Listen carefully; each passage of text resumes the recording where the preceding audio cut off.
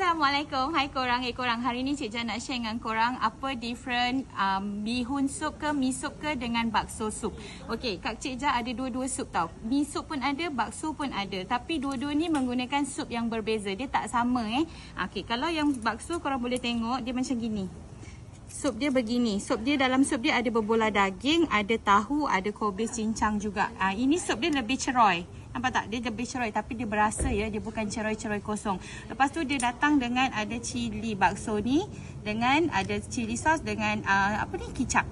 Yang ini pun bukan kicap cili Maggi ke apa tau. Dia memang khas Indonesia punya Dia bukan yang biasa-biasa. Okey, now kita jump pada mi sup. Okey, yang ini Cik Jah tak buat mi lah sebab Cik Jah nak makan lepas ni. Cik Jah guna mi lain.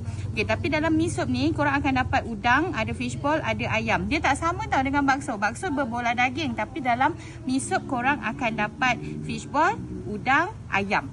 Dia lain tau, tak sama. Lepas tu yang ini dapat cili kicap, cili potong kicap. Dia bukan cili yang ini dia berbeza. So korang nak tahu apa beza dia, mari kita rasa. Korang gambarkan je lah apa yang Cik Jah makan ni tau.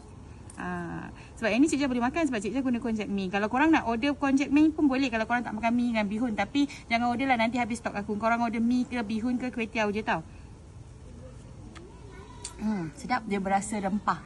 Ni rempah sup biasa. Kalau yang ini bakso. Bakso dia guna rempah lain.